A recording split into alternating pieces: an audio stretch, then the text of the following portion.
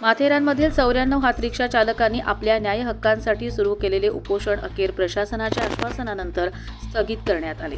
Supreme कोर्टाच्या निर्देशानुसार सर्व पात्र चालकांना पर्यावरणपूरक ई-रिक्षा देण्यात याव्यात आणि शहराची ग्राउंड रियालिटी शासनाने समजून घ्यावी अशी मागणी उपोषणकर्त्यांनी केली होती। उपोषणाच्या तिसऱ्या दिवशी महसूल अधीक्षक सुरेंद्र ठाकूर, प्रांत अधिकारी प्रकाश संकपाळ, पालिका मुख्याधिकारी राहुल इंगळे आणि पोलीस अधिकारी सरिता मुसळे यांनी उपोषणस्थळी भेट देत चर्चा केली।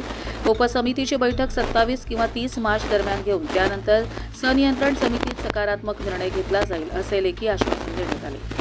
उपोषणकर्त्यांनी प्रशासनावर 94 परवानाधारक चालकांना न्याय न दिल्याचा आरोप केला। काहींना पात्र ठरवून इतरांना वगळण्याबाबत सवाल उपस्थित करण्यात आले। संघटनेचे माथेरानमध्ये 94 नव्हे तर 200 ई-रिक्षांची गरज असल्याचा दावा प्रत्यक्ष परिस्थितींचा विचार करण्याची मागणी केली। पालिका प्रशासनानेही अधिकृत चालकांचा डेटा सादर करून योग्य संख्येवर नियंत्रण घेण्याचे प्रयत्न सुरू असल्याचे स्पष्ट केले। हा विषय न्यायालयाशी संबंधित असल्याने अंतिम निर्णय मॉनिटरिंग कमिटीमार्फत होणार असल्याचे सांगण्यात आले। दरम्यान प्रशासनाने दिलेल्या आश्वासनानंतर उपोषण स्थगित करण्यात आले असले तरी न्याय मिळाला नाही तर आंदोलन अधिक तीव्र करू असा इशारा हातरिक्षा चालकांनी दिला आहे। कर्जत लाईव्हसाठी नितीन पारधी, नेरळ, माथेरान।